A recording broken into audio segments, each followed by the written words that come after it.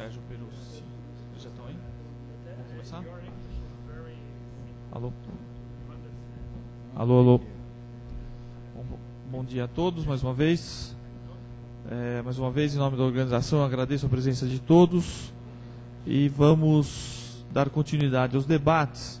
E para isso, eu sou Renato Garcia, aqui da casa, e tenho o prazer de coordenar essa mesa. Eu gostaria de chamar para a mesa, para as apresentações, o professor Sérgio Perussi Filho, do Science Park Consultoria Limitada, e a doutora Ana Cláudia Razeira da Silva, da Alelix. Nós vamos proceder às duas apresentações e em seguida abrimos o debate. Professor, o senhor começa?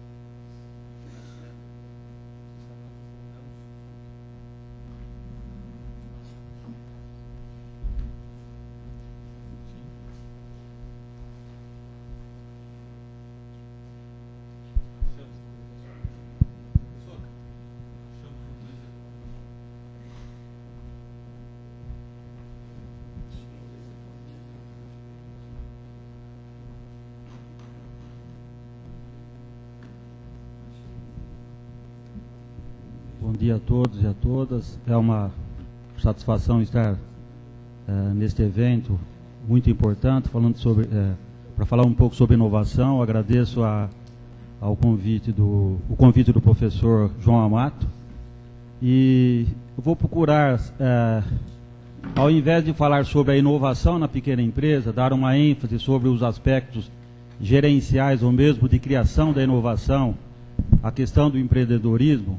Eu vou evoluir na minha apresentação com relação à necessidade de se criar em São Carlos um ambiente mais propício para que a gente possa dar um salto, como nós usamos falar em São Carlos, um salto quântico com relação ao ambiente, para que as empresas que já amadureceram, algumas delas já amadureceram durante os últimos 20 anos, possam definitivamente se consolidarem. Então, o título é Inovação em Pequenas Empresas no Polo Tecnológico de São Carlos, a criação de parque tecnológico como elemento crítico para o fechamento do ciclo virtuoso da inovação. Essa questão, de uma forma breve, uma introdução, essa questão do empreendedorismo, da importância da inovação, a gente acredita que no Polo Tecnológico de São Carlos já está bem internalizada. Eu me lembro quando em 1994 nós realizamos lá, e eu fui o protagonista como palestrante, como professor do primeiro curso de empreendedorismo de base tecnológica. Foi o segundo do estado de São Paulo, se não me engano o professor Silvio tinha realizado um curso desse aqui em São Paulo. E lá em 94 nós tivemos no auditório da Universidade Federal 270 alunos interessados na palestra que inaugurava o curso, que foi um curso depois de 40 horas, realizado na Fundação Parque de Alta Tecnologia, 270 alunos interessados em saber o que era o empreendedorismo, depois daquela fase de recriação do Sebrae, depois daquela fase de abertura do mercado, como já foi dito aqui pelo governo Collor. Inclusive, tivemos a presença de alunos da Unicamp, da Unesp, da região. Foi um evento muito significativo. E depois, durante o curso, nós tivemos, inclusive, a presença de 3 doutorandos da Unicamp participando do curso lá em São Carlos. Isso mostra um certo pioneirismo do Polo Tecnológico de São Carlos com relação ao estímulo ao empreendedorismo, à questão da inovação tecnológica, dado o ambiente que a gente tem na cidade de uma densidade científica e tecnológica muito forte. E isso vem evoluindo, né? Nesse primeiro semestre de 2006, eu conduzi um curso de empreendedorismo na Embrapa, Instrumentação Agropecuária, com 40 alunos, ao redor de 40 alunos, sendo a grande maioria doutores e pós-doutores, inclusive 3 professores da Universidade Federal de São Carlos, o que mostra esse amadurecimento. Quer dizer, falar em empreendedorismo, falar em inovação, em criar empresa, já não é mais um mito na cidade. Realmente isso é visível pela participação e pela dinâmica de criação de empresas. Então eu vou procurar mostrar um pouco essa evolução. Então, São Carlos e região, um século de investimento em educação de qualidade, gerando conhecimento científico, tecnológico e valor econômico através de inovações. Pode passar. A gente percebe na evolução da cidade um forte investimento em educação. No início, através das escolas que formavam os professores, né? A tradicional escola normal, e também uma escola técnica, já na década de 50, formando também os primeiros empreendedores da cidade. Vários são os industriais da cidade que frequentaram a escola técnica, que nós denominamos de escola industrial.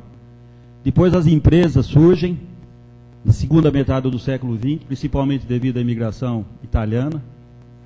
Depois a criação das universidades, a USP na década de 50, o campus da USP na década de 50 e a Universidade Federal na década de 70.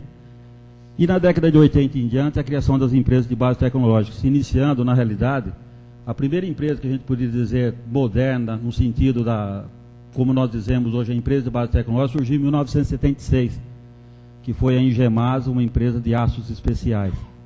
Agora, a maioria surgiu após a criação do Polo Tecnológico de São Carlos, em 1984, quando o CNPq estimulou a criação de alguns polos pelo Brasil.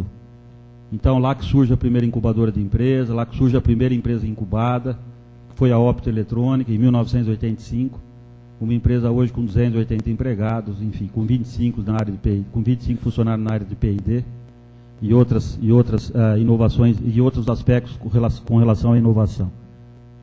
E agora, então, em 2006, o nosso projeto de viabilizar esse ambiente mais adequado para a consolidação dessas empresas.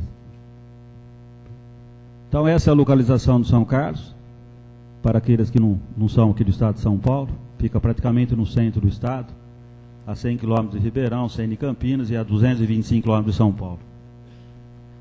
Aí tem uma vista da cidade, uma cidade de 200 mil habitantes. O conhecimento científico na cidade, aí é uma amostra do campus da USP, 15 cursos de graduação, principalmente na área de ciências exatas, e 18 de pós-graduação. Esse aí é um campus, o campus 2 está em implantação, numa área de 30 alqueires. Aí é uma maquete da Universidade Federal, que possui 26 cursos de graduação, 19 programas de pós-graduação. Esse é um centro universitário que está desenvolvendo, já tem 4.500 alunos, 25 cursos de graduação, também vários cursos na área de ciências exatas, e já começa a desenvolver grupos de pesquisa com uma boa base de pesquisa, principalmente pela facilidade de professores, alguns já aposentados da Universidade Federal de São Carlos, da USP, que já estão criando nesse novo centro universitário alguns grupos de pesquisa muito interessantes. A Embrapa Instrumentação Agropecuária, esse é um pequeno prédio ali na cidade, com 3 mil metros quadrados, mas que já, nesse ambiente, 120 profissionais se envolvem com pesquisa. Já existe também um programa de estímulo ao empreendedorismo, do qual eu sou um dos condutores, e o núcleo de apoio ao patenteamento, já com uma visão que não basta somente a pesquisa em artigos acadêmicos, mas também verificar se a pesquisa poderá desenvolver ou não alguma patente no futuro. A produção de conhecimento em São Carlos, esse aí é um levantamento feito pelo professor Jorge Oishi, do Departamento de Estatística, é um artigo que ele escreveu. São Carlos tem um doutor para cada 179 habitantes. Esse é um levantamento feito agora em julho. Esse aglomerado, então, de construção e de conhecimento científico e tecnológico, representado pela USP e pela UFSCar e pelas Embrapas, representa 3.600 alunos de pós-graduação numa cidade de 200 mil habitantes. Cerca de 850 teses e dissertações por ano, 1.100 trabalhos internacionais publicados por ano, e um valor aproximado de 150 milhões por ano do sistema de apoio à ciência e tecnologia que é disponibilizado para as pesquisas dessas universidades. A Embrapa possui 2 unidades, das 40 do país, e a instrumentação para a agropecuária é fortemente vinculada às atividades científicas e tecnológicas da física, da química e da engenharia. Essas são as áreas de excelência e as instituições envolvidas. Essa história de trabalhar em rede já é uma certa tradição na região, e a gente percebe que a área de materiais, por exemplo, nós vamos ter ali o Instituto de Física de São Carlos, a Escola de Engenharia, o Instituto de Química, o Departamento de Materiais da UFSCar, a Engenharia Química da UFSCar, enfim. Inclusive algumas universidades da região, como a Unesp de Rio Claro e de Araraquara. Na área de ótica também nós vamos observar aí um envolvimento muito forte de várias instituições e de vários departamentos, inclusive, no caso, a Embrapa trabalhando com a ótica aplicada ao agronegócio, e também aspectos de aplicação da física e principalmente do laser na odontologia. Essas são outras áreas que lá tem uma certa densidade importante, né? A biotecnologia, a questão do agro, a questão dos fármacos. Aí estão as instituições envolvidas. O Instituto Internacional de Ecologia é um instituto criado pelo professor José Galiza Tundizi, ex-presidente do CNPq. O primeiro instituto, acho que de pesquisa, que a gente pode observar aqui no estado de São Paulo, criado por um pesquisador e que está em franco desenvolvimento, empregando muitos doutores, mestres, e realizando pesquisas muito importantes, principalmente com relação às questões da preservação e das questões de sanidade da água. Mecânica fina e instrumentação, da mesma maneira, inclusive com o envolvimento do NUMA, que é o Instituto do Milênio, na Escola de Engenharia de São Carlos. Os principais centros geradores de ciência, tecnologia e inovações, quer dizer, essas instituições todas estão desenvolvendo ciência e tecnologia e criando oportunidade para a inovação, mas de forma mais acentuada, esses 3 CEPIDs, 2 deles, o Centro de Ótica e Fotônica, que é da Universidade de São Paulo, o de Biotecnologia também, que é a Universidade de São Paulo, os 2 do Instituto de Física de São Carlos, e o Centro Multidisciplinar de Desenvolvimento de Materiais Cerâmicos, que é da Universidade Federal de São Carlos. E a Embrapa, que agora está instalando um laboratório nacional de nanotecnologia para a agropecuária, num projeto de 4 milhões de reais, estão sendo adquiridos equipamentos quase na sua totalidade importados. Com relação à questão de patente, que é um aspecto fundamental com relação à inovação, fundamental e ao mesmo tempo gera algumas dúvidas com relação à dinâmica da inovação, isso eu vou comentar um pouco mais no final, mas a Universidade de São Paulo estima-se que sejam mais de 30 patentes. O professor Massambani provavelmente poderá dizer isso com mais propriedade no período da tarde, pois a Agência de Inovação da USP está fazendo os levantamentos, enfim, essas informações são relativamente desencontradas. A gente não consegue ter a certeza do número de patentes. A Agência de Inovação, com uma nova unidade lá em São Carlos, vai cuidar dessa questão. A Embrapa, sim, a Embrapa tem 63 patentes depositadas, 61 com relação à instrumentação e duas na área de agropecuária. E a Universidade Federal de São Carlos, a informação de novembro de 2005 é que existiam 17 patentes depositadas. Então, essas instituições estão gerando tecnologia, estão, através, inclusive, da Fundação Parque de Alta Tecnologia, que é uma fundação que gerencia 2 incubadoras, muito importante para a cidade e também para o Brasil, uma das primeiras do Brasil a desenvolver esse trabalho, tem propiciado a criação de empresas de base tecnológica numa dinâmica interessante. Nós podemos contar, esse número não é um número, depende muito da questão do que se define como base tecnológica, não existe um trabalho científico para dizer quantas são, mas a gente, fazendo as considerações sobre o perfil das empresas, entendemos que em São Carlos nós temos 120 empresas de base tecnológica, a grande, como eu comentei já, a grande maioria criada a partir de 1985, umas 2 ou 3 apenas existiam anteriormente. Um total aproximadamente de 500 empresas industriais, tradicionais, as chamadas tradicionais, incluindo logicamente essa 120. Essas 120 de base tecnológica, muitas delas empregam doutores, foram criadas muitas por doutores, por mestres, por graduados, mas nós observamos praticamente em todas nós vamos encontrar algum doutor trabalhando. Total, nessas 500 empresas industriais tradicionais, praticamente nenhuma emprega doutor. E nessa maior empresa de 6 mil funcionários, que é uma empresa americana, eu poderia dizer que também não emprega nenhum doutor. Eu conheço a maioria, inclusive, dos diretores dessa empresa e uma série de profissionais que trabalham na empresa. Não é sempre, eu não tenho a total certeza, mas não chega provavelmente a 5 se chegar. E ela tem 6 mil funcionários trabalhando. Essa é a empresa emblemática do Polo Tecnológico de São Carlos, a primeira que começou na incubadora da Fundação Parktec em 1985, a Optoeletrônica. Essa empresa tem hoje 280 funcionários, já gerou 3 ou 4 spin-outs, né? E 25 desses 280 funcionários, 25 em pesquisa e desenvolvimento. Essa é o que a gente poderia chamar da empresa que tem nos seus empreendedores, técnicos e professores da USP que iniciaram essa empresa, alguns ainda continuam na empresa. É aquela empresa que nós poderíamos dizer que ela faz aquilo que a gente fala que deveria ser feito. Então, é uma visão empreendedora de criação de riqueza. Uma empresa que hoje vale por volta de uns 100 milhões de reais, tendo iniciado um sócio trocando o carro com o outro para poder viabilizar recursos.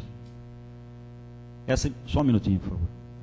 Essa empresa, por exemplo, hoje está construindo, devido às dificuldades de localização na cidade, eu vou mostrar depois os aspectos de localização, que é a ênfase principal dessa minha apresentação.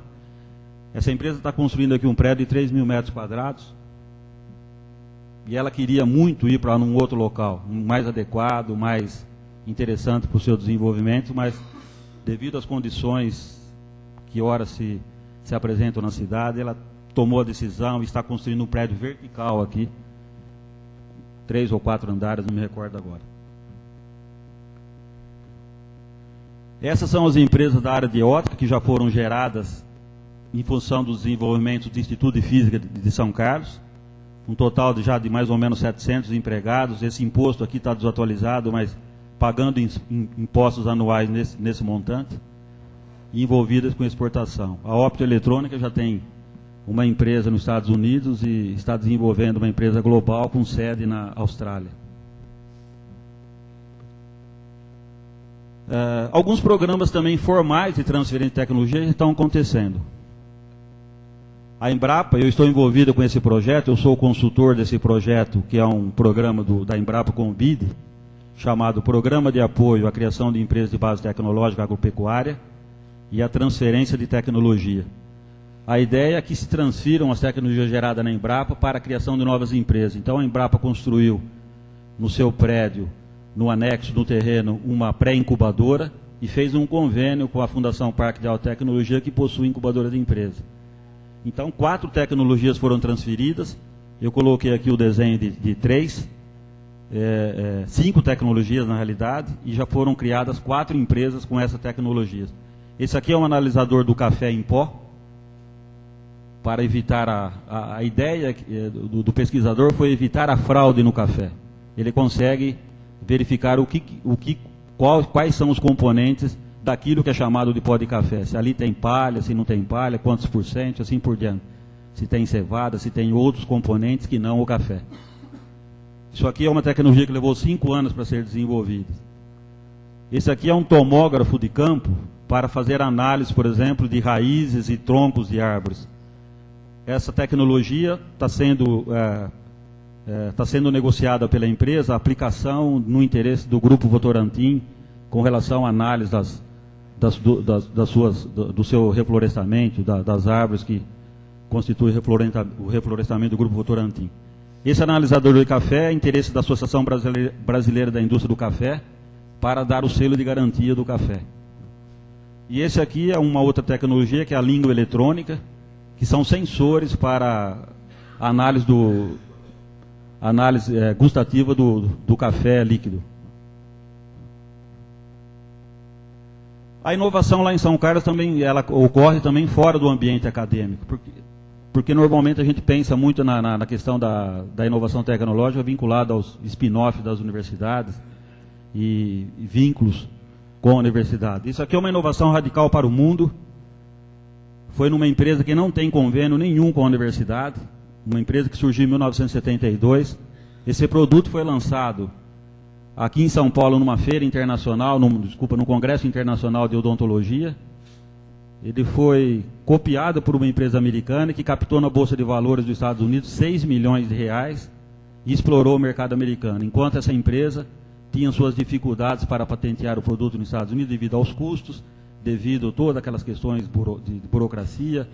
Isso ao tempo que estava surgindo na FAPESP o programa de apoio, de auxílio aí às questões relacionadas com o patenteamento.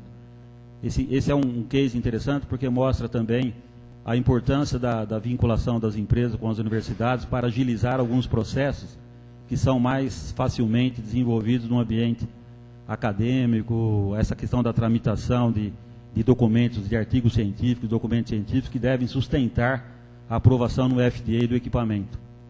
Então, esse é um caso que existia uma empresa nos Estados Unidos interessada em vender o produto nos Estados Unidos e não conseguia iniciar o processo de comercialização, porque dependia da aprovação do FDA, dependia da aprovação de patente, e o representante da empresa distribuidora americana vinha para o Brasil querendo resolver o problema, e esse problema não era resolvido. Então, isso mostra ainda uma deficiência com relação à agilização dos processos de obtenção de patente, de aprovação no FDA, que não é uma coisa trivial para uma empresa que está preocupada no desenvolvimento do seu produto, que não tem no seu staff pessoas para fazer isso, e que não tem, ou por falta de visão do empresário, ou por dificuldades financeiras, ou a conjugação de todos esses fatores, dificuldades para viabilizar a inovação, né, no mercado. Então, aqui primeiro é um equipamento controlado por microprocessador, e aqui é uma seringa descartável. Os dois foram os primeiros a serem fabricados no mundo. As dificuldades ainda presentes para fomentar de forma mais vigorosa a inovação no Polo Tecnológico de São Carlos. O que a gente gosto de usar esse desenho, que eu chamo aí de ciclo virtuoso da inovação, é que isso aqui foi muito bem feito, e isso aqui também tem sido bem feito na cidade.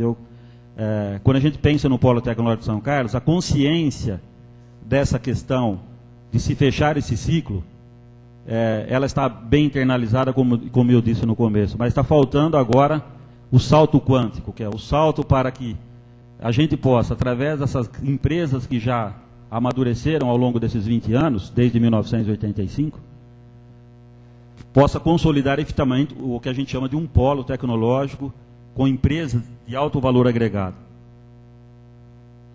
Então, além das dificuldades tradicionais, recursos, gestão, inteligência competitiva, que são todos os aspectos importantes para uma empresa de tecnologia, além das dificuldades que ainda criam obstáculo à interação universidade-empresa, por mais que a gente possa achar que a gente tem naquele polo um ambiente interessante de relacionamento da universidade e empresa, nós temos relacionamento entre as empresas e intraempreendedores dentro das universidades, porque não existe ainda sistematizado um sistema que faça com que a universidade disponibilize aquilo que existe internamente para que as pessoas possam ter conhecimento. Talvez na USP agora, com a agência de inovação, isso passe a ser feito. A Universidade Federal tem feito um esforço tremendo através da FAI, que é a Fundação de Apoio Institucional. Mas a verdade é que não existe como um empreendedor chegar na universidade, num escritório de transferência de tecnologia, ou alguma coisa parecida com esse tipo de elemento de ligação, para que se viabilize algum início de negociação. O processo é um processo bem de intraempreendedores, quer dizer, precisa achar a pessoa adequada para que ela possa encaminhar o processo. Quer dizer, não temos ainda, se bem que lá em 1985 isso já era uma das coisas que a gente entender que seria fundamental para que a cidade tivesse, o polo tivesse a dinâmica que ele poderia dar mais consistência a tudo que é feito naquele ambiente.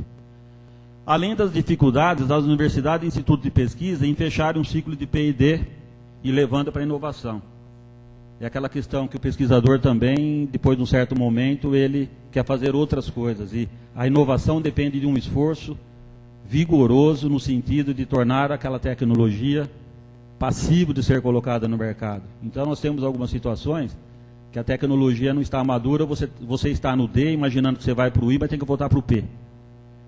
Então, essa disciplina e essa gestão do processo de inovação, saindo do P, passando pelo D e chegando na inovação, ela vai demandar um esforço e um aprendizado para que a gente possa, lá no final do processo, ter efetivamente as empresas em condições de receber aquela tecnologia e realmente colocar no mercado rapidamente.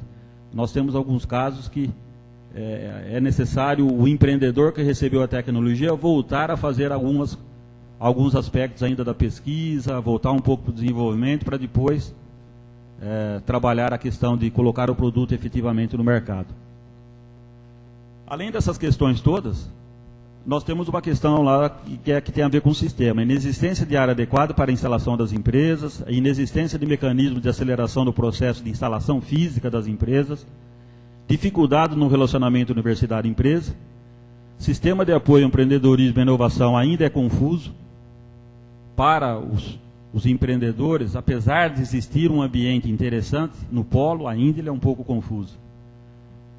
E as dificuldades para atrair empresas. A gente observa na cidade de São Carlos que as empresas estão espalhadas pelos bairros da cidade.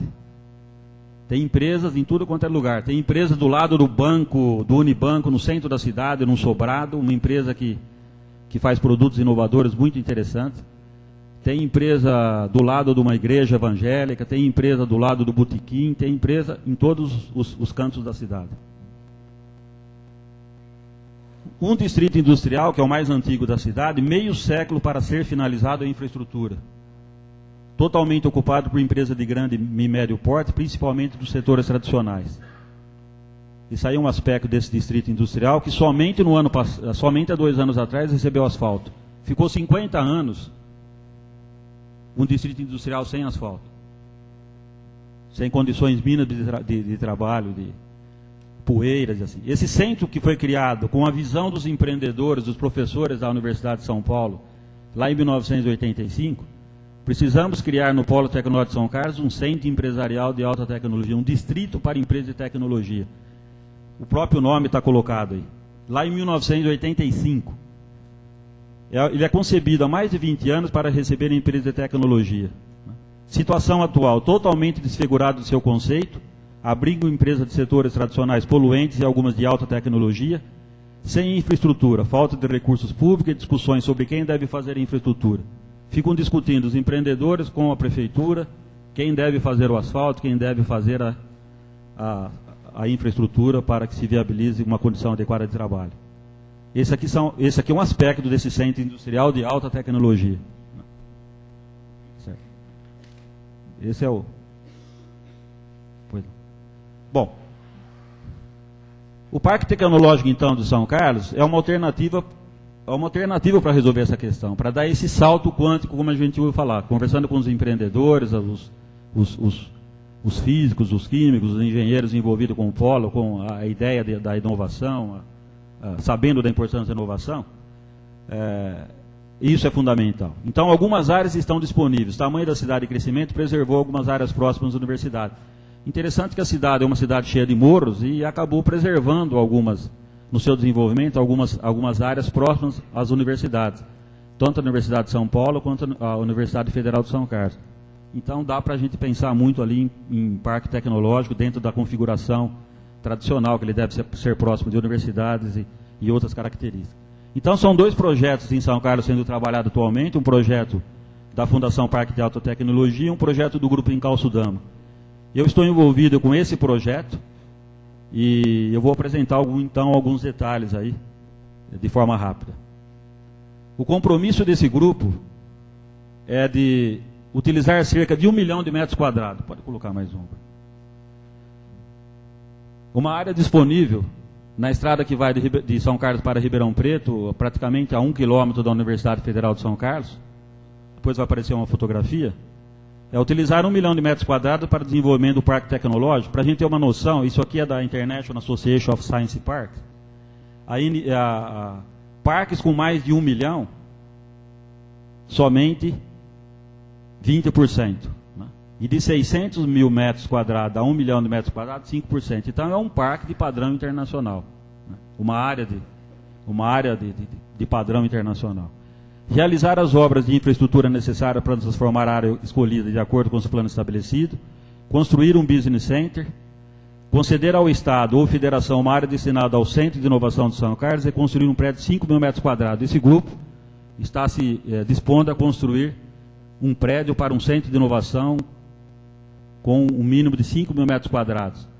Os cientistas estão se reunindo e a ideia é que ele seja feito num primeiro pavimento, 5 mil metros quadrados, mas com a possibilidade de amanhã de dobrar essa área para 10 mil metros quadrados. Construir uma área de lazer educacional do Parque Tecnológico. Está sendo trabalhada a ideia de se criar um museu dinâmico de ciência e tecnologia, um espaço de interação da sociedade com a ciência. E conceder uma área que vai abrigar uma incubadora de empresas. Então, esse é para a gente ter uma certa noção, aqui é o trevo, aqui é a cidade de São Carlos, aqui já é a Universidade Federal, aqui são residenciais, um campo de golfe, toda uma área de infraestrutura de residenciais ecoesportivos, numa fazenda de 550 alqueires. Isso aqui é uma fazenda que foi do antigo, já falecido, proprietário da Companhia Brasileira de Tratores, chamada Fazenda do Urso, 550 alqueires. Então eles estão desenvolvendo todo um empreendimento chamado Parque Ecoesportivo em Calço Dama. Aqui em frente tem uma área de 1 milhão de metros quadrados, que seria a área do Parque Tecnológico. Aqui é o aeroporto, hoje a TAM tem um centro de manutenção. E aqui são residenciais, e aqui é a Universidade Federal e a USP está por aqui assim. Então a ideia é que esse parque tecnológico cria uma sinergia do ponto de vista residencial para quem trabalha aqui, tem condições de morar aqui. O interesse dos empreendedores não é tanto por esse aspecto. O interesse econômico deles, lógico, um grupo econômico, o interesse é viabilizar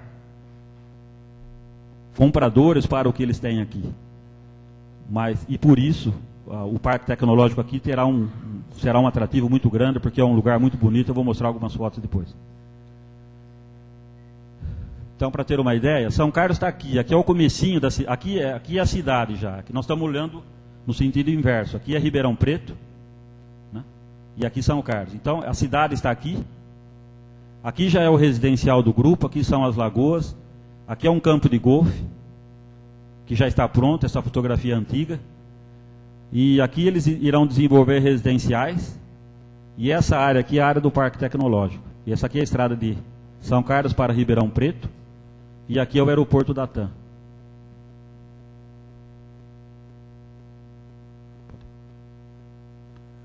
Essa é a ideia da primeira fase, 360 mil metros quadrados, de um total de 1 milhão. Aqui seria toda uma parte central, o Instituto de Inovação, o Centro de Inovação, o Business Center, a incubadora de empresas, alguns aspectos de serviço e depois as áreas para ocupação pelas empresas. Essa é uma outra vista, já de uma fotografia. Aqui está a cidade, dá a impressão que é longe, mas daqui ao início, da onde seria o Parque Tecnológico, não dá no máximo 1 quilômetro. Porque é nessa região aqui, olha. Aqui são os residenciais, que eles irão fazer outros residenciais por aqui, desenvolver outros. Aqui é a região do campo de golfe. Isso aí já é o aspecto de um residencial. Trilhas ecológicas.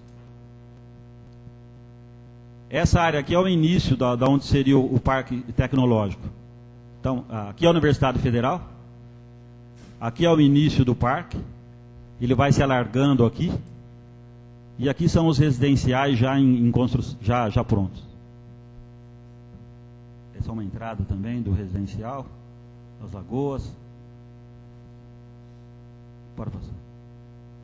Esse aqui já é um centro de convenções de uma fazenda, de uma outra fazenda que eles possuem, anexa à fazenda de 550 alqueires. Já tem sido utilizado para vários eventos. Bom, e uma reflexão final é que, apesar de tudo isso, ainda persistem algumas dificuldades, né? A questão da lei de inovação precisa ser regulamentada e colocada em prática.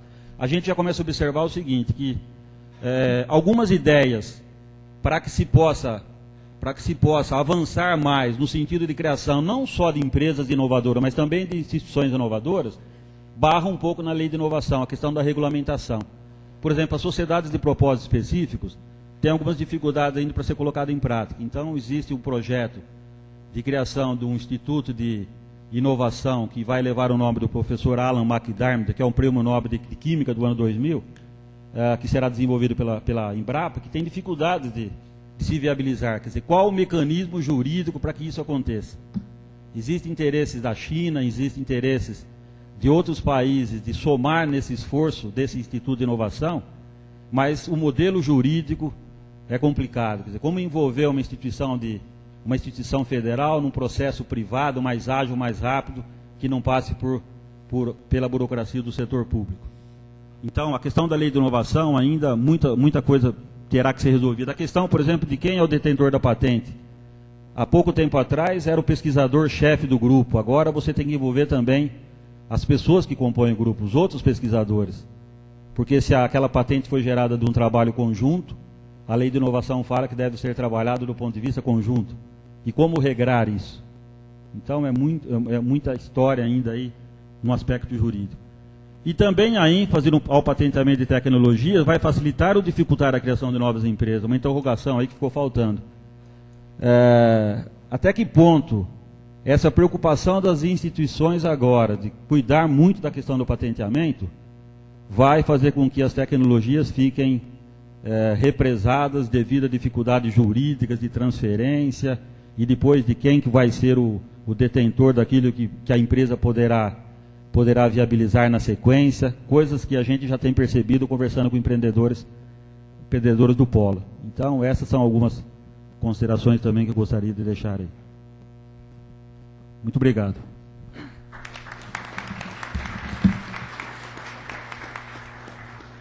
Obrigado, doutor Sérgio. Bom, sem mais delongas, eu passo a palavra imediatamente à doutora Ana Cláudia Razeira da Silva, da Alelix Applied Genomics, para fazer sua exposição.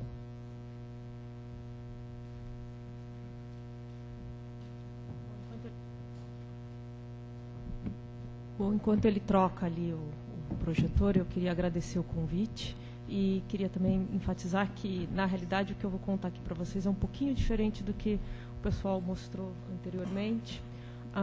Eu vou contar para vocês um pouquinho da nossa empresa e, quer dizer, eu considero que ela seja assim, um caso de sucesso de inovação, mas eu sou suspeita, né, porque eu sou sócia. Então, a gente está aí há 4 anos já, tá? Então, contar um pouquinho para vocês da nossa história. E também eu queria dizer que tem um detalhe importante também, né? É uma empresa que é voltada mais para a parte de biologia, apesar que a gente usa engenharia genética. Então, tudo bem, a gente está na escola de engenharia, porque a gente vai falar sobre engenharia genética. Bom, então, começando aqui um pouquinho sobre a parte de biotecnologia, quando a gente fala em biotecnologia moderna, a gente está falando em você está utilizando seres vivos, né, que são modificados através da engenharia genética para a produção de bens e serviços. E, nesse caso, a gente tem 3 tipos de biotecnologia. A gente tem... No caso, a gente tem 3 tipos de biotecnologia. A gente tem a biotecnologia vermelha, que está relacionada com a saúde humana, então é toda a produção de fármacos, vacinas, a parte de terapia gênica. A gente tem a biotecnologia verde, que é onde a Alelix está inserida, que está relacionada com a produção de plantas geneticamente modificadas, a produção de bioinseticidas e biofertilizantes. E a biotecnologia branca, que é voltada mais para os processos industriais, onde a gente tem a produção de enzimas, a produção de biocombustíveis, a produção de etanol, de plásticos, que hoje também vai estar entrando muito em voga aí nos próximos anos aí, com toda essa crise do petróleo, e a fibras artificiais e polímeros. Tá? Então, hoje a gente vai estar falando mais da parte de biotecnologia verde, onde a Lelyx vai estar inserida. E quando a gente fala também sobre o Brasil, quer dizer, o Brasil hoje já é o 4º maior plantador de plantas geneticamente modificadas, então existe aí uma condição muito favorável para o investimento nessa área, que a gente tem aqui os Estados Unidos, Argentina, Canadá e o Brasil em 4º lugar. O que acontece também é que o Brasil é um produtor também de menor custo para algumas culturas, como para laranja, eucalipto, cana-de-açúcar. A gente tem também no Brasil uma grande expertise na parte de pesquisa científica, principalmente na parte de genômica, né, com os projetos que foram financiados para a FAPESP pelo governo no início dos anos 2000. E existe aí um mercado para essa tecnologia. Além disso, também, quando a gente pensa em biotecnologia agrícola, você tem que estar desenvolvendo ela na região onde você vai estar utilizando. E para você ter também a manutenção da competitividade, onde o Brasil hoje é bastante competitivo, que é laranja, eucalipto e cana, vai depender também de implementação de novas tecnologias. As grandes empresas de biotecnologia hoje, as multinacionais, elas investem principalmente no desenvolvimento de produtos para as culturas globais, que é quando a gente fala em milho, soja, algodão e arroz. Não existe quase investimento nenhum nas culturas onde o Brasil é muito forte do ponto de vista de exportação, como eucalipto, cana-de-açúcar e laranja. Próximo. E é nisso que a gente chega, qual que é o foco da Lelyx. A Lelyx está focada principalmente em cana-de-açúcar, eucalipto e citros. E quando a gente pensa nisso, está fundamentado em 3 aspectos. Um deles é a importância econômica que essas culturas têm para o Brasil. Outro é que nós temos aqui produtores de peso, ou seja, o agronegócio nosso é também baseado nessas culturas, então você vai ter produtores que vão estar comprando essa tecnologia. E além disso também tem o aspecto da gente estar fugindo, como a gente é uma empresa nova, uma empresa pequena, a gente está fugindo um pouco aí da competição com as grandes empresas de biotecnologia agrícola do mundo, como, por exemplo, volta por favor, a Monsanto, a Dupont, a Syngenta, a BASF e a Bayer. Mas, de qualquer maneira, o mercado é grande. Quer dizer, a gente está falando aqui em culturas que movimentam mais de 500 milhões por ano. Próximo. Então, vou contar um pouquinho para vocês do que é a Lelyx. Bom, nós, os fundadores, nós somos cientistas que estávamos, no meu caso, ou que ainda estão ligados ainda às universidades paulistas, então a USP, a Unesp e a Unicamp. E nós tivemos aí uma intensa participação nos projetos Genomas. Eu não sei se vocês ouviram falar na mídia do sequenciamento do agente causador do amarelinho, que é uma doença da laranja, do cancro cítrico, que é causada pelas xantomonas, e também na determinação da sequência genômica da cana-de-açúcar. Hoje a gente está localizado num laboratório em Campinas, uma área de 3.000 metros. Além disso, como a gente está trabalhando com agricultura, a gente também tem uma grande área de estufas e casas de vegetação. Então, aqui a gente tem o nosso prédio, localizado num parque de empresas em Campinas, na beira ali da Anhanguera. Aqui tem uma visão geral do nosso laboratório e aqui é das estufas. Além desse site em Campinas, a gente também tem 10.000 metros de estufas e casas de vegetação em Conchal, que fica ali perto, fica a 100 quilômetros de Campinas, que é onde nós temos a nossa estação experimental. Hoje, na empresa, nós temos 130 empregados, ali, colaboradores. É uma empresa jovem, que a maior parte das pessoas tem doutorado, tem mestrado, ou são técnicos na parte biológica. Então, para a parte de descoberta de genes, que é como que a gente está tentando descobrir, fazendo a inovação para ver como que vai ser feitas as plantas geneticamente modificadas, nós temos 11 cientistas trabalhando. Depois eu tenho mais 35 cientistas que trabalham somente na parte de cultura de tecido, que é o pessoal que vai efetivamente estar produzindo as plantas geneticamente modificadas, desenvolvendo novos protocolos para poder fazer essas experimentações. Além disso, a gente tem também um time muito forte na parte de informática, voltada para a genômica, então, que é o que a gente chama de bioinformática. E nós temos também alguns cientistas que estão relacionados com a parte de regulamentação, quer dizer, que estão ligados aos processos todos relacionados com a CTN-Bio, a passagem dos processos todos pelas agências de biossegurança, e a parte de propriedade intelectual também. Próximo. Aqui é como que a empresa, então, está organizada nas suas unidades operacionais. Então, cada unidade executa uma etapa da pesquisa. Então, a gente tem as unidades biológicas, tem uma parte, então, que é o que a gente chama de tecnologia de DNA, que é a parte que faz toda a construção da sequência genética que vai estar entrando na planta. A empresa também tem uma forte característica para a parte de sequenciamento genético. A gente continua ainda gerando mais informações, porque você, como disse o professor William, quer dizer, ciência gera, quer dizer, dinheiro gera ciência, e depois a ciência nós temos que gerar a inovação. Então, a gente tenta também continuar fazendo essa parte lá dentro.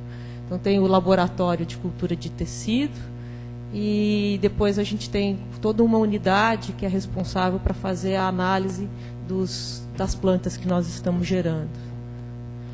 Além disso, a gente tem uma unidade agronômica, que é chamada de genética vegetal, onde as plantas são mantidas e multiplicadas, o nosso laboratório de computação e a parte de regulamentação e patentes.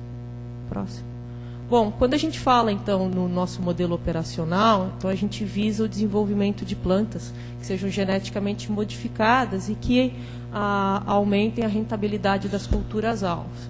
Então, para o desenvolvimento dos nossos produtos, eles são desenvolvidos por projetos, e esses projetos eles têm etapas bem definidas. Então, a primeira coisa que a gente faz é, quando a gente define um problema, você tem que fazer a avaliação econômica dele, para saber se economicamente ele é viável de ser resolvido, né? Muitas vezes acontece, né, o cientista lá se apaixona por um problema, acha aquilo uma coisa super fantástica, e a hora que a gente vai ver ali a parte econômica, na realidade, aquele problema acaba não tendo uma relevância econômica muito grande. Quer dizer, então, porque o investimento nessa área são bastante elevados. Então, a primeira coisa é a gente saber se você vai ter um excelente retorno com a solução daquele problema.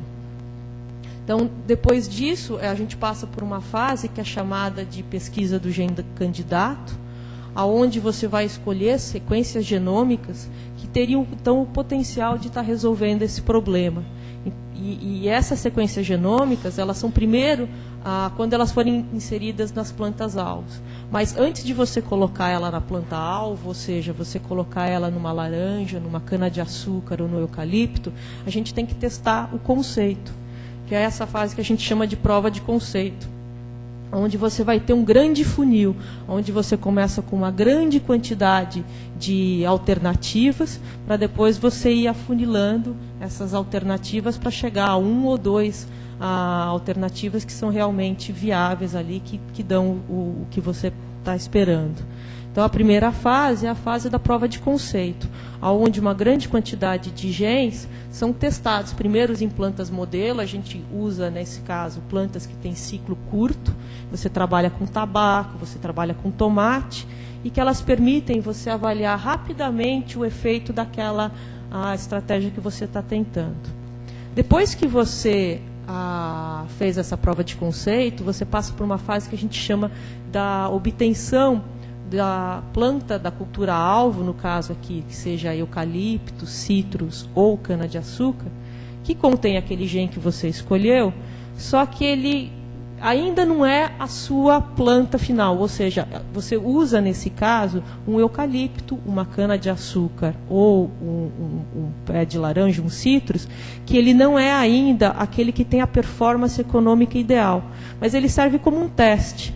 É como se você fosse, primeiro você testa numa primeira planta, que é o tomate, depois você testa no citros, mas ainda não é ainda o desenvolvimento final do seu produto.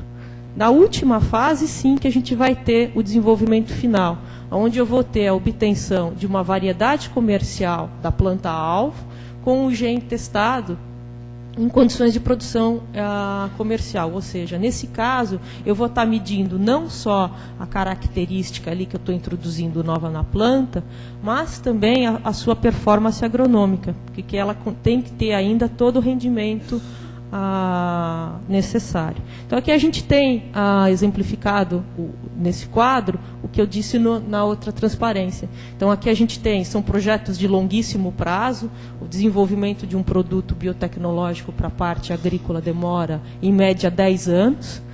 São as etapas todas que eu tinha comentado com vocês, que é o problema. Então, por exemplo, no caso aqui a gente tem pouca celulose no eucalipto, ou seja, a gente quer aumentar o teor de celulose do eucalipto, o valor do problema, então a gente calcula isso. Então, vamos estimar aqui que seja da ordem de 100 milhões por ano, caso eu consiga aumentar em 5% esse teor de celulose.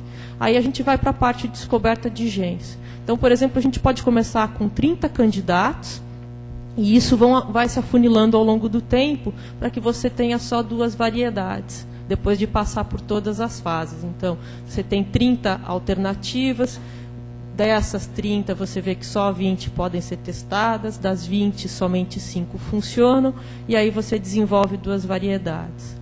Quando a gente faz o cálculo do nosso valor da tecnologia, a gente leva em conta também o risco que você está tendo de você ter ou não o teu produto ali.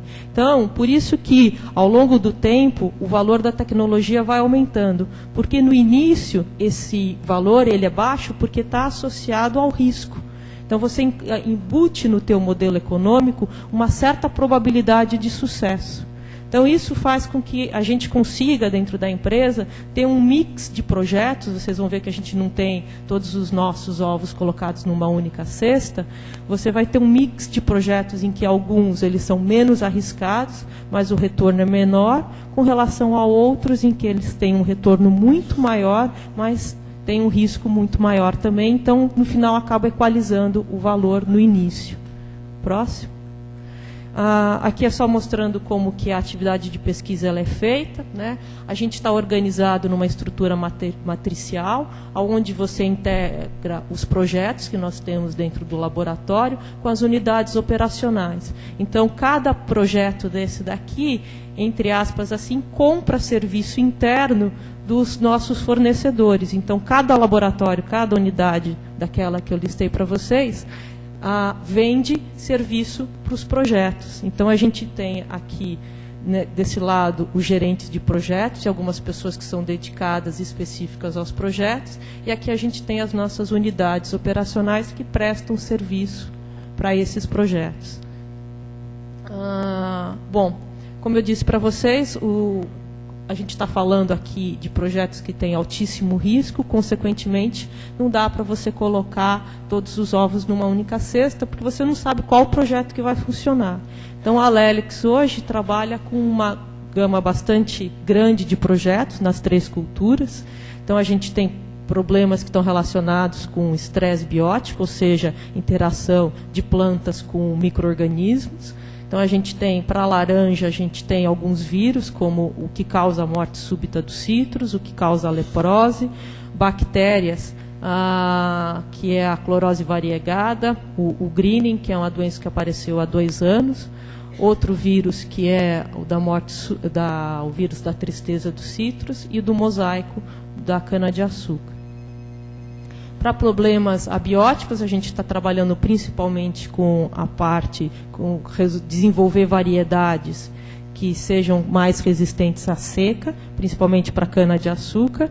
E quanto à produtividade, a gente tem como intuito, então, melhorar a qualidade da fruta e a qualidade do suco, aumentar o teor de sacarose em cana-de-açúcar, e aumentar o teor também de celulose em eucalipto, ou diminuir, então, a quantidade de lignina e dessa forma então melhorar a qualidade da madeira. Quer dizer, hoje a gente está trabalhando com todos esses projetos e à medida que forem se desenvolvendo, à medida que a gente for vendo resultados, provavelmente vai acabar acontecendo um afunilamento e alguns projetos vão ficar um pouco para trás. Quer dizer, porque para você conseguir desenvolver projetos em todas essas áreas aqui, você precisaria de um investimento muito grande. Próximo.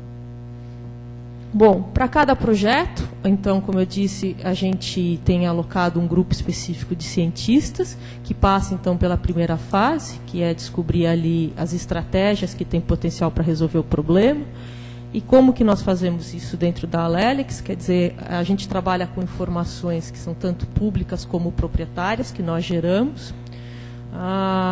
Além disso, a gente também usa dados experimentais que estão em revistas científicas e nós também geramos os nossos próprios dados experimentais. E normalmente a seleção de uma estratégia leva de 3 a 6 meses, de 3 a 12 meses para acontecer.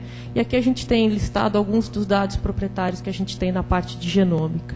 Então, a gente gerou dentro da empresa uma quantidade bem grande de sequências relacionadas ao genoma da laranja, dos citros, algumas sequências relacionadas com eucalipto, com cana-de-açúcar, e além disso a gente também fez a determinação da sequência genômica de alguns vírus que estão relacionados com algumas doenças, como, por exemplo, a tristeza dos citros, a morte súbita, a leprose e o mosaico.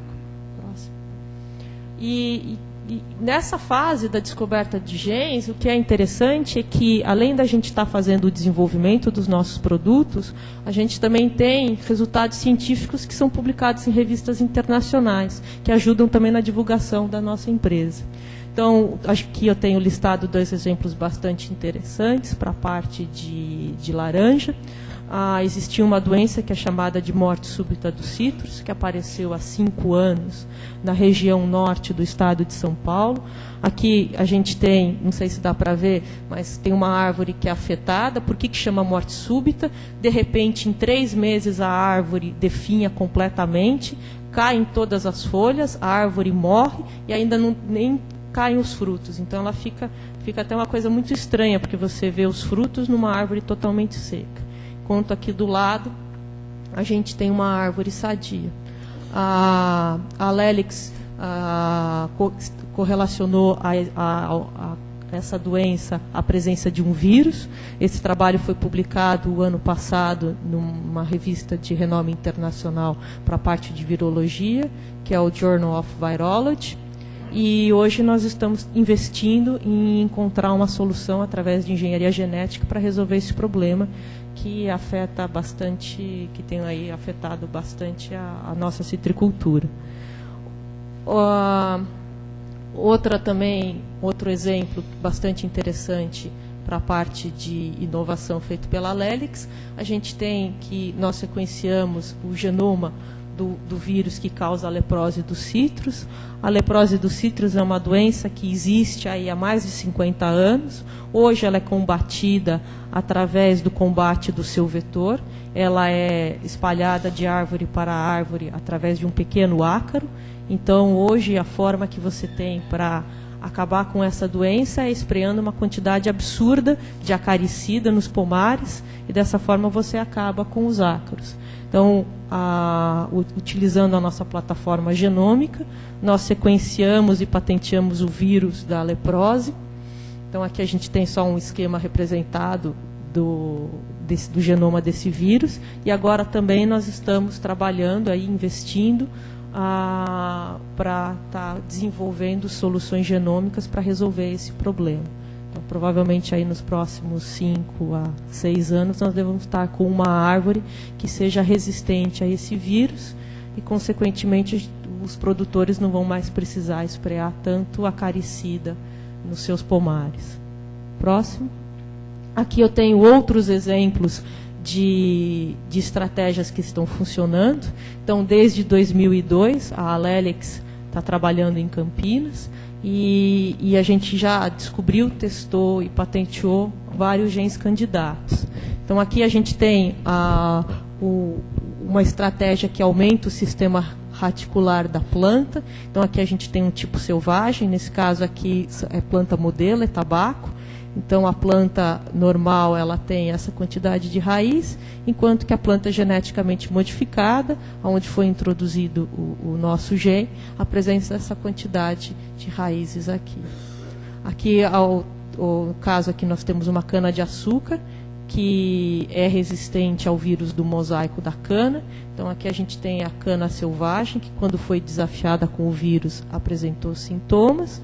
E aqui nós temos o a nossa cana geneticamente modificada, que quando desafiada com o vírus não apresenta o sintoma. A Lelix também descobriu um gene que é responsável pela redução de lignina. Então aqui a gente tem, de novo, o tabaco. Essa coloração vermelhada, vermelho escuro aqui no centro, é lignina que é formada na medula do tabaco.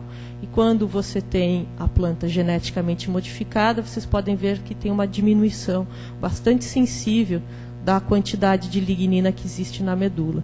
Agora a gente está introduzindo já esse gene em eucalipto para ver o efeito que ele vai ter. Nesse outro exemplo aqui, a gente tem um gene que consegue aumentar a quantidade de celulose. De novo, a gente está falando em tabaco. A celulose, nesse caso, ela fica na região mais periférica. E quando a gente tem a planta geneticamente modificada, essa quantidade de celulose aumentou também sensivelmente. Então aqui a gente tem alguns exemplos da inovação que a Lelix está fazendo. Esses genes agora vão ser introduzidos nas culturas alvos, para que a gente possa então fazer o desenvolvimento dos produtos. Aqui eu tenho um outro exemplo, esse também é bastante interessante, onde a gente tem uma cana-de-açúcar geneticamente modificada, onde a gente conseguiu aumentar sensivelmente o teor de sacarose dela. Então, esse teor de sacarose ele é medido por grau Brix. Grau Brix é a quantidade de sólidos solúveis que você tem no caldo. E a gente tem aqui o controle, e aqui eu tenho o controle, ele dá por volta de 12 a 14 graus Brix, enquanto que algumas das canas geneticamente modificadas chegam a ter 20 até 22 de grau Brix, ou seja, a gente quase que dobrou a quantidade de açúcar que você pode ter dentro dessa cana de açúcar. De novo, nesse caso, a gente vai estar agora desenvolvendo essa cana de açúcar, quer dizer, selecionando materiais que tenham também outras performances agronômicas que sejam necessárias. Próximo. Bom, o que eu tinha para dizer para vocês era isso, quer dizer, é o caso nosso, da nossa empresa, que está realizando aí um pouco de inovação. Muito obrigada.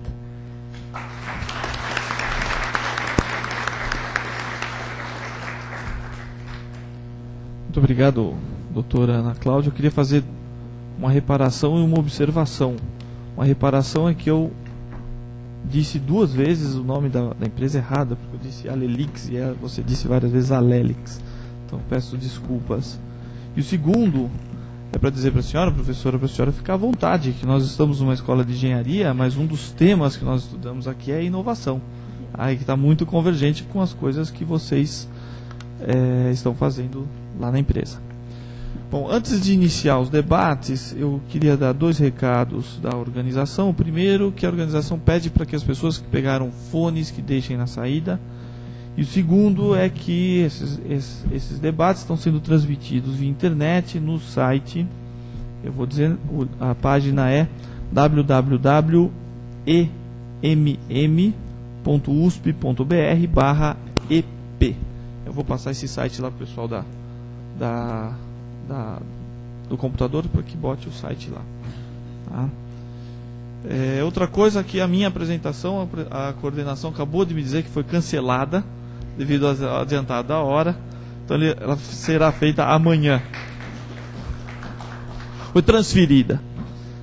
Bom, então eu gostaria de abrir os debates para perguntas. Eu queria inicialmente deixar uma pergunta, principalmente para os 2 últimos expositores. Eu vou organizar blocos de 3 perguntas. Eu recebo as perguntas, vocês fazem. Eu acho que tem o pessoal do microfone está aí. E depois a palavra volta para a mesa para respostas. Vamos fazer um conjunto de 3 perguntas, eventualmente uma ou duas rodadas, a organização vai me dizendo aí. Então a minha pergunta diz respeito a uma mudança institucional importante aí, que vem já com a divulgação e a operacionalização da PITSE, né, da Política Industrial, Tecnológica e Comércio Exterior, que a PITSE, um dos grandes méritos da PITSE é colocar a inovação, foi ter colocado a inovação no centro do debate sobre política e desenvolvimento industrial.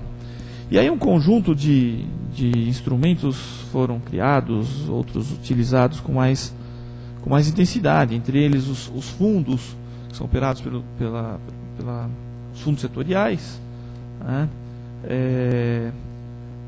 Os novos programas voltados à inovação, de financiamento à inovação, no caso do Estado de São Paulo, o Sistema Paulista de Parques Tecnológicos, e especialmente a Lei da Inovação, foi aprovada no ano passado. Minha pergunta é se essa mudança institucional representou uma redução nas dificuldades das empresas, nos casos que foram apresentados aqui, no acesso a ativos diferenciados, especialmente no que se refere ao acesso a novas tecnologias por meio da interação universidade e empresa, e também a recursos financeiros, no que diz respeito a recursos para a inovação, mas não apenas a inovação, a recursos, a investimentos na atividade produtiva, investimentos no aumento da escala de produção de manufatura propriamente dita.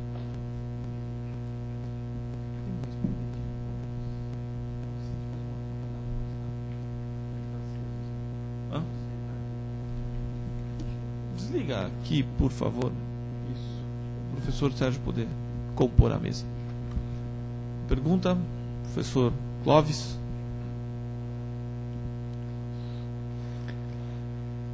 Uma pergunta ao professor Sérgio, com um comentário da Ana Cláudia também, por gentileza. O professor Sérgio comentou a questão do ganho com as patentes, se é uma coisa não bem resolvida, se é o coordenador da pesquisa ou se são os membros participantes da equipe pesquisadora que deveriam ter os direitos autorais, enfim, os ganhos com as descobertas todas. Eu gostaria de um comentário seu a respeito e, por parte da Ana Cláudia, como aconteceu isso na Lelix, porque ela também comentou que grande parte das pesquisas foi feita com apoio da FAPESP. E, no entanto, a Lelix é uma empresa privada. Eu gostaria de saber se todos os pesquisadores ganham, então, igualmente pela pesquisa, ou é uma outra forma de divisão dos ganhos, das patentes e coisas do tipo. Mais alguma pergunta do público? Professor João Amato? Eu quero engatar uma pergunta que vai um pouco completar no outro lado aí do processo, que é como financiar a inovação em pequena empresa, né? Empresas de base tecnológica. Eu quero crer que a Ana Cláudia tem uma experiência peculiar em termos da realidade brasileira, que é relativo ao tipo de financiamento envolvido aí com a inovação, né, com novas tecnologias, que é a questão do capital de risco, que é o venture capital. Então, e também ouvi um pouquinho do Sérgio e dos demais da mesa, como eles encaram a importância de programas de incentivo ao investimento de capital de risco, ao venture capital, para a criação de empresas de base tecnológica. E saber deles de experiências também em relação a esse tipo de financiamento, né, de investimento. Mais uma pergunta do público, professor Gattas? Sim. Bom, eu gostaria de relacionar as experiências, né, da empresa e do parque no que diz respeito às redes de cooperação produtiva. Ou seja, nós temos aí vários exemplos de incubadoras de empresas, mas eu gostaria de saber se tem algum exemplo onde existe uma cooperação entre as empresas do parque, com exceção da Embrapa. Se tem alguma experiência. E da Lelix, se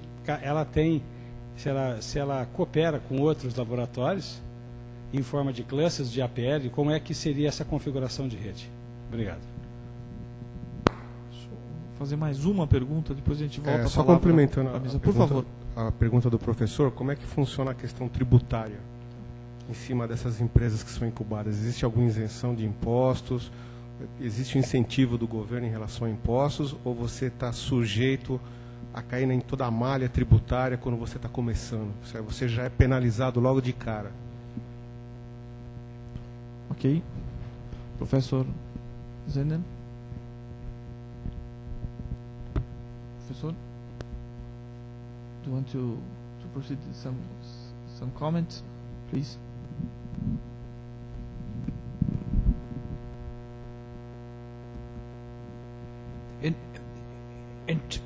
I can't answer any. Okay, I cannot answer any of the questions about Brazil. Posso responder muito sobre o Brasil, But I can answer. mas eu posso responder as perguntas financiamento e inovação. Nos Estados Unidos, por exemplo, se você tiver uma boa ideia sobre inovação, você sempre pode encontrar financiamento. Sempre você encontra financiamento.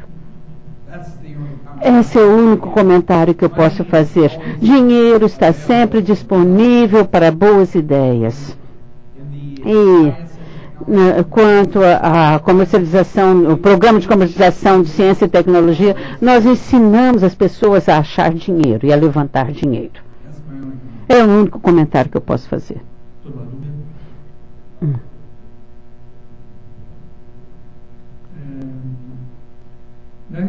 In reality, we face this problem in our day-by-day in Sebrae.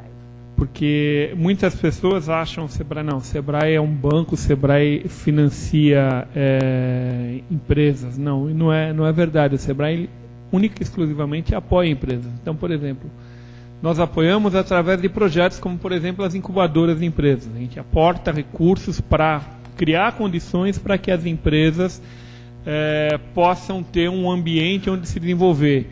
E que os fundos de capital de risco, que investidores possam ir até essas incubadoras e visualizar nessas incubadoras situações interessantes. E em algumas vezes nós somos bem-sucedidos, em outras vezes nós não somos tão bem-sucedidos assim. Com relação à questão da tributação, boa parte da tributação, quando a gente estabelece uma incubadora, a incubadora normalmente ela está inserida num plano de desenvolvimento local, regional, municipal. Então, em função desse plano de desenvolvimento, você pode ter algum benefício fiscal ou não. Vai depender de cada situação. Mas não está nenhuma vinculação, a não ser daquelas dos benefícios já concedidos na legislação, na MP do Bem e outras legislações do tipo, você não tem nenhum outro benefício por estar inovando. Tá? Dr. Sérgio? Bom, com relação à questão da divisão de royalties da pesquisa, essa é uma colocação, é um ponto que está em discussão.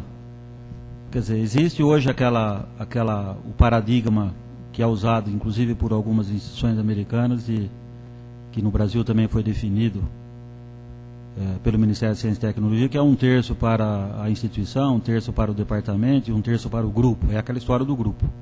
Agora, como que os grupos vão resolver isso? É que nós não sabemos ainda. Quer dizer. Porque hoje, como a gente usa falar, os meninos que estão começando a fazer o seu trabalho de pesquisa de iniciação científica ou de mestrado, já estão sabendo dessa história. E eles já vão começar a questionar isso no grupo. Então, você vai ter que começar a gerenciar os aspectos de patente já dentro do grupo. O pesquisador, mesmo o jovem pesquisador de iniciação científica, ele pode ter uma parte importante de uma descoberta que se viabiliza com patente mais à frente, que poderá se viabilizar com patente mais à frente. Agora, como será resolvido isso? O que eu percebo, pelo menos na Embrapa, onde eu tenho uma atividade de consultoria no projeto criação de novas empresas, que isso está em discussão.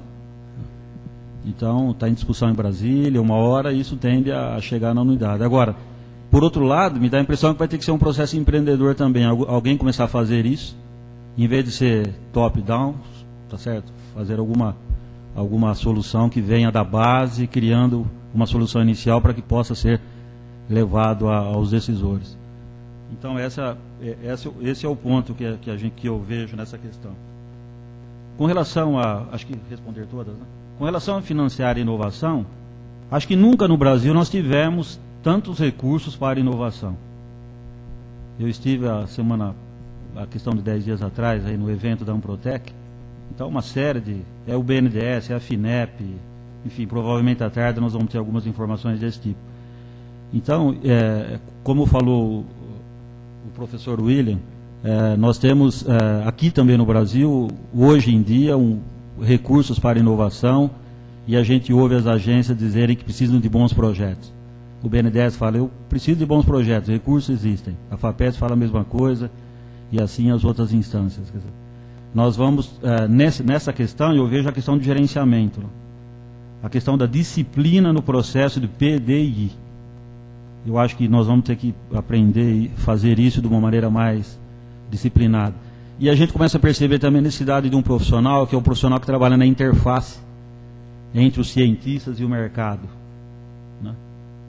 Como eu acho que na minha apresentação eu considerei que a Agência de Inovação da USP, agora que está estruturando alguma coisa no campus de São Carlos, que é um campus de 50 anos, para fazer alguma articulação. A questão do capital de risco, também colocada pelo professor João Amato, é fundamental. É fundamental pelas experiências internacionais, mas quando a gente olha para o Brasil, as experiências de capital de risco do Polo Tecnológico de São Carlos, que eu conheço, duas, uma na optoeletrônica e a outra numa empresa que obteve capital de risco, mas agora o empreendedor recomprou a participação da empresa de capital de risco, foi importante num certo momento para fazer uma certa ponte, mas os empreendedores têm as suas restrições. Talvez agora com o amadurecimento dos parques tecnológicos, empresas maiores, empresas que já saíram da fase de sobrevivência, que terão que ganhar um mercado em volume, como colocado pelo professor William, talvez a coisa fique diferente. Quer dizer, a empresa sem o dono, não necessariamente, mas é uma empresa mais comunitária, uma sociedade em si. A questão da rede de cooperação, não existe rede de cooperação formalmente definida, é uma cooperação informal, existe essa cooperação, existe cooperação inclusive com concorrentes, mas de maneira formalizada, com algum mecanismo para que isso se dê em bases sistematizadas, não acontece. Mas existe bastante troca de ideias e troca de experiências, de informações, esse tipo de... Agora, a questão tributária é um problema que nós temos no Brasil, mas esse problema existe lá fora também. Quando a gente conversa com os italianos, eles falam também da questão tributária, né? Da mesma maneira os americanos. Então, os empresários reclamam, tem que achar uma solução para isso, mas como nós brasileiros sabemos, foge do controle do empresário. Por mais que a Fiesp, o sistema Fiesp-Ciesp e o SEBRAE tenham feito um trabalho muito bom, um trabalho inclusive com relação ao novo estatuto da microempresa, são trabalhos importantes, mas solução mesmo, o regramento dado pela sociedade na questão tributária pelo governo vai continuar a existir sempre. Eu acho que a ideia mesmo é a inovação, quer dizer, a inovação supera todas essas questões.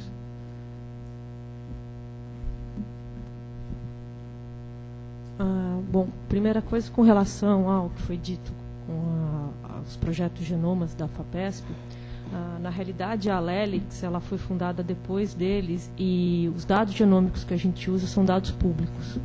Tá? A Lelix não tem uso de nenhum dado que não seja público ou então dados que não sejam que ela mesma tenha gerado dentro do seu laboratório. E E esses projetos genômicos, quer dizer, eu ajudei na coordenação de alguns deles, os outros sócios ajudaram também. Eles foram fundamentais para a gente gerar massa crítica, tá? Foi uma quantidade muito grande de pessoas que foram formadas nessa ciência ao longo aí desses 4, 5 anos que nós tivemos de projeto de genomas. E parte dessas pessoas hoje trabalham com a gente lá, né, como cientistas, como técnicos. E então não tem, do ponto de vista das descobertas de genes que a gente está fazendo lá, os dados são públicos e então não existe pode ser assim dizer, um overlap entre os dois programas. Tá? Não sei se dessa forma eu respondi a sua questão com referência às patentes. Então, as patentes que a Alelics coloca dos genes estão relacionados com genes que ela descobriu, ou são dados proprietários delas, ou são dados que são públicos e que você, olhando ali, você consegue correlacionar e descobrir novos usos para os genes. Com referência à parte de financiamento, o João lembrou super bem, a Alelics é financiada com dinheiro de capital de risco do Grupo Votorantim. Ela é 100% financiada com esse dinheiro. Tá? A gente não tem hoje nenhum apoio do governo e a parte do financiamento ela é todinha da parte de dinheiro de capital de risco. E quanto à parte da cooperação entre a universidade e a Alelics, ela é hoje ainda uma coisa muito pontual. A gente tenta estabelecer cooperação com as universidades, principalmente com a Unicamp e com a Exalc, que fica ali do lado da Alelics. Mas hoje é uma coisa muito pontual, porque exatamente ainda existe ainda uma coisa não muito bem resolvida, como que fica toda essa parte da propriedade intelectual, se é uma consultoria, se é uma parceria. Tem o problema do tempo também, porque às vezes você fala assim, vou colocar um aluno para ajudar vocês a desenvolver uma tese.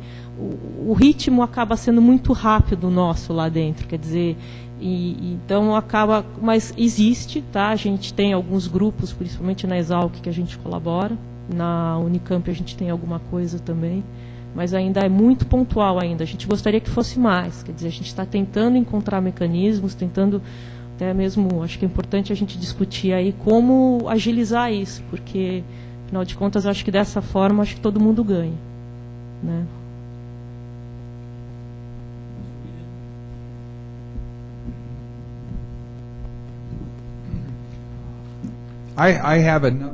Eu tenho uma outra pergunta. Vou lê-la e vou respondê-la da melhor forma como a interpretei. A pergunta diz: se o principal momento de inovação para as pequenas e médias empresas é um território da produção de serviços, etc., como garantir diferenciação sustentável no mercado globalizado das empresas transnacionais, de forma que a inovação vá aos produtos, beneficiando as pessoas?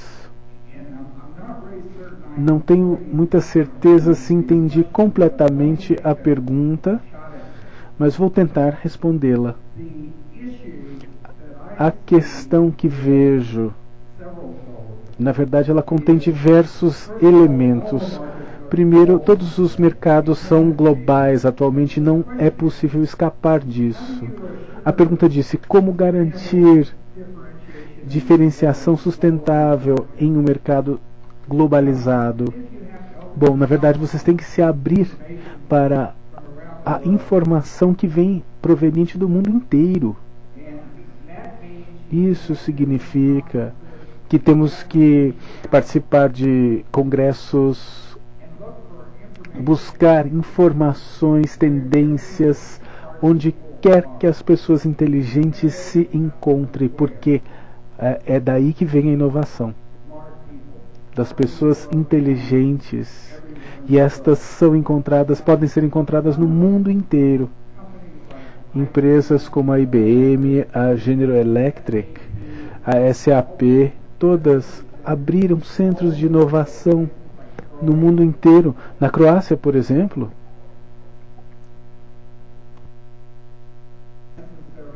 países nos quais normalmente não pensamos, eles estão aparecendo hoje. E por quê? Porque eles têm uma população educada, universitária, de pessoas inteligentes. E como juntar essas pessoas, reuni-las para criar a diferenciação? A única forma que eu conheço é realmente estar à frente, trazendo ideias, observando nossos produtos e serviços com relação à concorrência e continuar a fazer investimento. Caso contrário, a concorrência vai superá-lo. No momento que você não ficar preguiçoso, por assim dizer, é necessário mudar constantemente. E há sempre a questão, qual é a palavra preferida na indústria? Canibalização. Temos que canibalizar a nossa linha de produtos atual, porque se não o fizermos, os nossos concorrentes farão isso.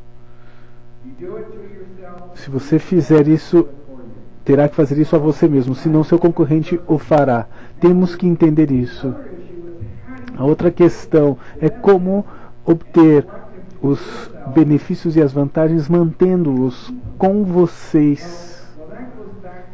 Isso nos faz pensar na estratégia de como proteger a propriedade intelectual no mundo atual. É necessário ter uma estratégia para a propriedade intelectual, de proteção e propriedade intelectual. E é uma questão bastante complexa. Por exemplo, vocês, ou vamos nós fazer patentes da propriedade intelectual? Qualquer pessoa envolvida no processo de patenteamento sabe que isso é um processo caro e demorado. Em alguns países demoram anos.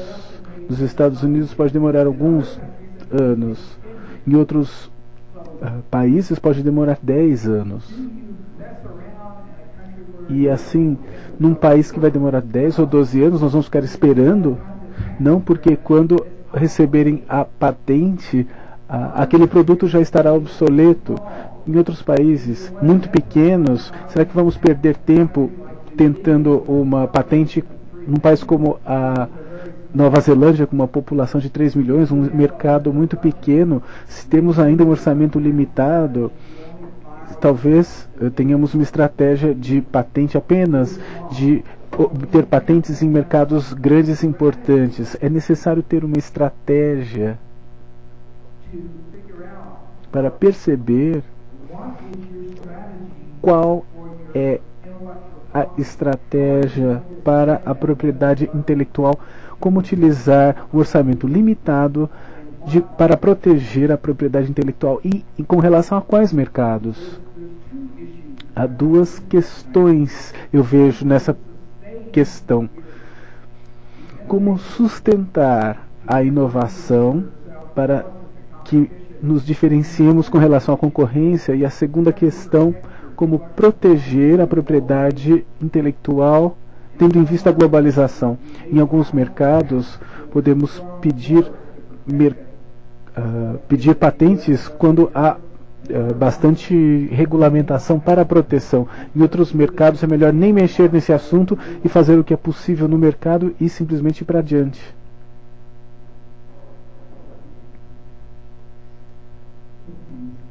Eu também tenho uma pergunta. A pergunta é: parcerias para as pequenas empresas seriam mais eficazes a nível do território, comunidade? A centralização no Brasil, na federação e a sua distribuição política não é um obstáculo? Quem fez a pergunta é de Angeli. Quem que é essa pessoa? Ela está presente ainda? Então, eu imagino o seguinte, professor, é o seguinte: efetivamente é muito mais fácil você trabalhar, muito melhor, é muito mais produtivo se você trabalha num grupo, numa comunidade, principalmente quando você está trabalhando com pequenas empresas. Por quê? Primeiro, a pequena empresa ela tem poucos recursos, e ela não tem condição de estar investindo, ela não tem condição de estar aplicando esse recurso para o seu desenvolvimento próprio. Então, quando você pega uma pequena comunidade, por exemplo, o Polo Calçadista Feminino de Jaú, qualquer ação que você fizer dentro daquele grupo, e você pode estar inovando, não somente não estou dizendo inovar no design, mas inovar no processo produtivo deles, em material, em outras ferramentas, você traz um grande impacto que permite a eles se sobressair no mercado, se desenvolver no mercado. E eu não sei se complementando um pouco a questão do professor, a resposta do professor William, na realidade, quando você pega num grupo desses daí, o que você tem que trabalhar são nichos, são locais em que eles possam se sobressair. Não existe a menor possibilidade do calçado produzido em Jaú competir em preço com o calçado produzido na China. Não existe a menor possibilidade do calçado produzido em Jaú competir em design com o calçado produzido na Itália. Mas existe toda a possibilidade do calçado produzido em Jaú competir em flexibilidade e design e qualidade com calçados produzidos na Espanha, em Portugal, nos Estados Unidos ou em outros locais. Então o que a gente tem que tratar para esses grupos, tentar focar mercados, focar nichos e trabalhar esses nichos de forma que eles possam obter o seu melhor resultado, inovando, desenvolvendo materiais, desenvolvendo processos, para que aí sim eles consigam se desenvolver por conta própria. Ok? Ok.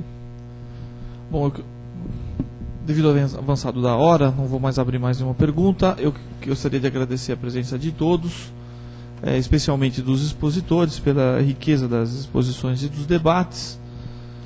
E eu gostaria de frisar que na pasta que vocês receberam há um mapa de localização onde vocês encontram os principais lugares para se comer aqui perto. Eu agradeço a presença de todos mais uma vez e nós reiniciaremos os trabalhos às 14h30. Muito obrigado.